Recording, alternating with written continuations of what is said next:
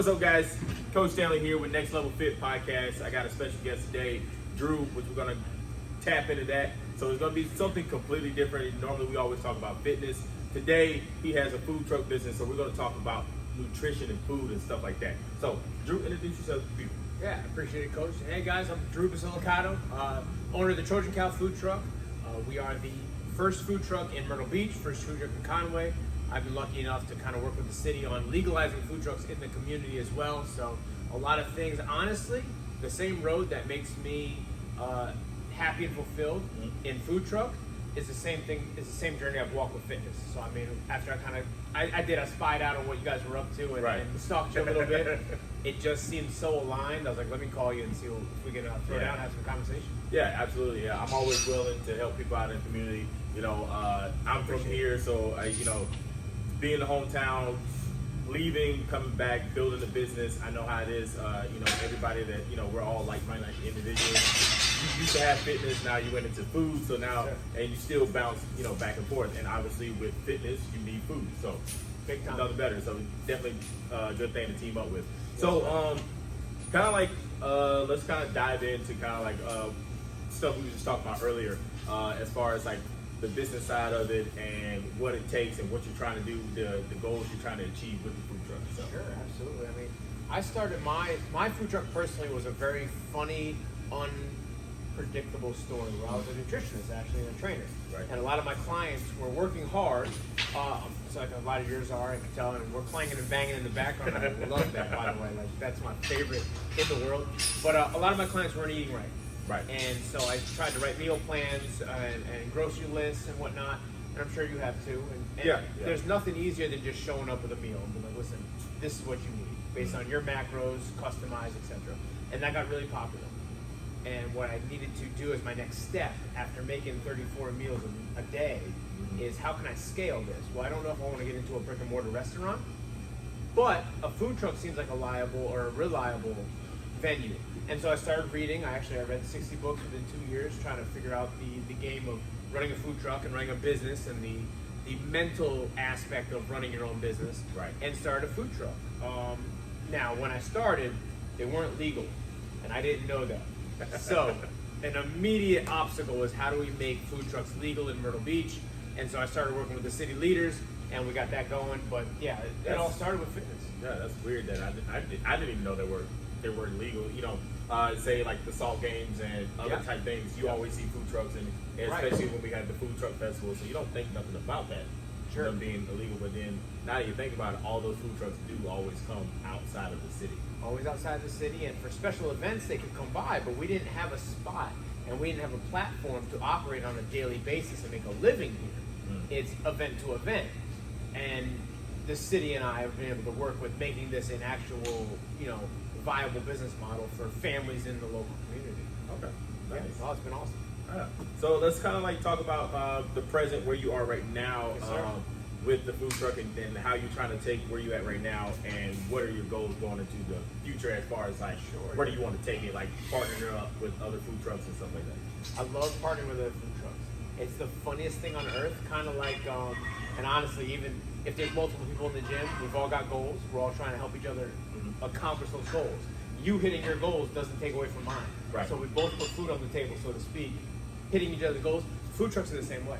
Where in Myrtle Beach, I don't find that there's competition where it's a zero-sum game. We can collaborate and work together, and that's one thing I really loved about the way Myrtle Beach has set up their food truck industry.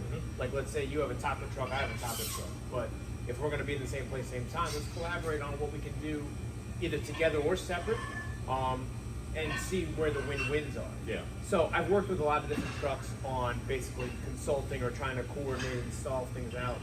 Now, big picture, I think that there's a lot of big dreams out there we can do where who knows what can happen. We can have a food truck park. We can have a kitchen built on food trucks. We can have our own food truck run food truck festival. Right. Things like that. The sky's the limit because we're all working together. And I know a lot of people love that, especially like me. Food trucks are a big deal, especially when you go to the bigger cities. I know a lot of times, say like if you're going to Charlotte or if I go to Atlanta for a football game or something like that, food truck is like a big thing, especially huge in the big cities. Yes. So like I love it when the food truck festival comes out here. Like sometimes I do have to work, but I'm like, all right, I gotta hit it down. I gotta go to the food truck. You know, the best food is at a food truck most times. Like 100%. a taco at a food truck is very different than a taco at a bar. Absolutely. Very different. Absolutely. So definitely gotta get the food truck experience if you for haven't. All right, so like let's talk about like what was your past to kind of really get you really motivated? Like this is all right, food truck. This is what it is. What really took you to that point besides reading the 60 books in a year? Sure, right? And that definitely helped. You know, honestly, I got to give it to my parents. Okay. Yeah. My parents were both very entrepreneurial minded, very management, very working with people, very leadership minded. My parents both ran businesses, but they're both in leadership roles in businesses that they've taken on. And so I've always grown up with that type of DNA, I guess you could say. Right. Yeah. Which is funny because I'm adopted, so when I say DNA, it's very metaphorical. They gave you that go-getter attitude. Exactly. Like, Yeah. And working with people, collaborating is always going to do better than competing. So Yes. you don't necessarily have to always compete with everybody in your industry. There's collaborations that are always available that'll be better for it. Now, I love to cook. I'm Black, Hispanic, and Italian, so food is in my DNA literally. I was raised mostly Italian, and so I love just food in general. Sharing that with people and seeing people enjoy your food has been a big part of my life. And so when I can scale that to mass and cook for people in a quality way, food trucks just became an automatic. Now the challenge and the fun challenge, just like in fitness and in sports and in life, I love a challenge. right. And so when I found out, all right, you got a food truck, but food trucks are illegal here, immediately I was kind of like, well then, we have some work to do, and let's get that, let's legalize food trucks, and I just love the challenge. Yeah, and I think there's a lot of similarities with how you started your business and how I started mine because there is no gym like this in Myrtle Beach.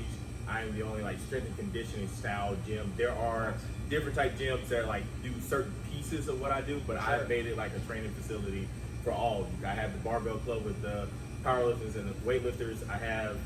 I wouldn't say I have the only powerlifters and weightlifters because there is one other powerlifting gym, and I know there's a few other people that do powerlifting at all the other gyms, but this is a gym for exactly that. The classes that I do are completely different. They're not like the normal boot camps in Myrtle Beach. It's like training like an athlete, the athletic training that we did in high school, or if you made it to the college level or semi-pro, what have you, learning how to clean, learning how to snatch, learning how to squat, bench, all that type of stuff. So pretty much like a super total style of training. So it's completely different, and I always like collaborating with other gyms, especially like CrossFitters.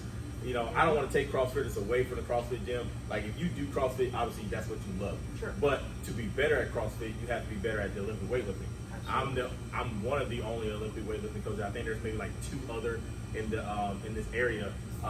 But I'm always willing to help out and be like, hey, I'm not taking you from CrossFit, but hey, you want to get better at your Olympic lifts, you have to train with an Olympic weightlifting coach. The people that made it that far, that actually make it to the games, they have Olympic weightlifting coaches. Some of them actually were actually like junior Olympians. Like Matt Fraser was a junior Olympian for USA and stuff like that. So like there's a connection all the way through. Absolutely. Olympic weightlifting came first, and CrossFit came after. So build your pieces up, come together. So I'm always like willing to help everybody that wants to be helped. If you want to learn how to get ready for your first meet or something like that, like that's type of stuff that I do. So I like that. That's what pretty much how you're doing your business, but with the food truck itself. Yes, sir. And you hit on something that was key is learning how to do the Olympic lifts. Yeah. Not just showing up, pay your membership, clang and bang and leave. You're giving people a foundation. Right. To build some real health and real gains on. And that's the important part of all this. Because you could get excited about going to the gym until it's time to throw 200 up on the bar. Right. And if you don't know how, that could be a bad day. Where you're giving people the tools, and I can tell even just by looking around here instantly, like this is not just a place to pay your membership and come. You're trying to get better at something in a sustainable manner. So you can be in your 40s, 50s, 60s, 70s doing it. And I can tell just first opinion, absolutely. Mainly what you come here, you're paying for somebody to actually coach you. Everybody that trains here is being coached by somebody. Even if it's if they're only open gym people, they're probably athletes from another team, but they live here in Myrtle Beach or visiting, stuff like that. So I try to make sure I kind of like put that all together. That was the plan of this place. I love it, man. This is awesome. I'm so glad that I came here and found you, because this is great. Like I get kind of excited. Like, you know, it's back in bicep day today too, so I'm gonna have to swing back and see yours. Yeah, definitely come back.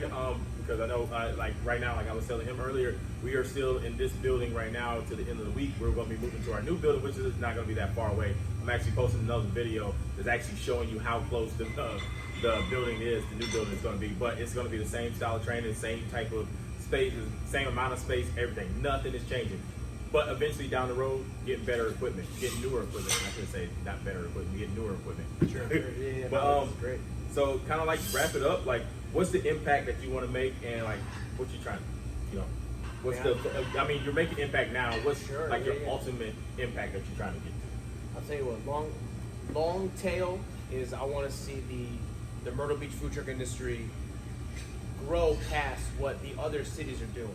LA, it started in LA, you know, with the economic downturn of 2008. A lot of executive chefs weren't able to get $100, $1 million, $2 million right. for funding on restaurants, but food trucks aren't that expensive.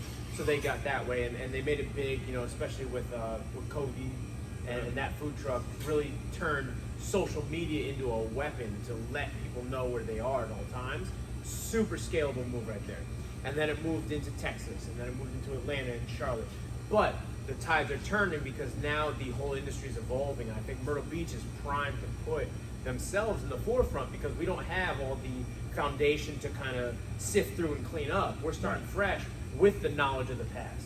And I'd love to see that. But I mean, there's a lot of food trucks that I'd love to see come out and about. I've got a couple personal friends, and I'll send you a link if you'd like to. Yeah, absolutely. Our friends trying to get into the business, whether it be through GoFundMe or business pitches, or even just chefs over at the Culinary Institute right down the street, who they don't want to be in a restaurant, they want to be in a food truck doing their own thing. Right. Okay. Yeah, man. That's awesome. Dogs coming out. So for dog people here, I love this, by the way. So yeah, that's great. I'm glad Drew was able to come. I'm glad I'm going to be able to post this out. So definitely look out for his Iron Trojan. Trojan Cow. Trojan Cow. Trojan you want to Cow put iron in there. Trojan Cow food truck.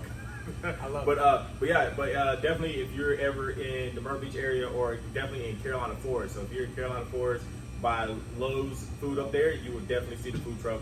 I live up there, so I always see the food truck every single day. Yeah. So definitely come check Drew out. Check out his delicious food. Look him up on Facebook. He's got a bunch of pictures on there, especially the first couple things you see is tacos, so I know you're going to love it. So.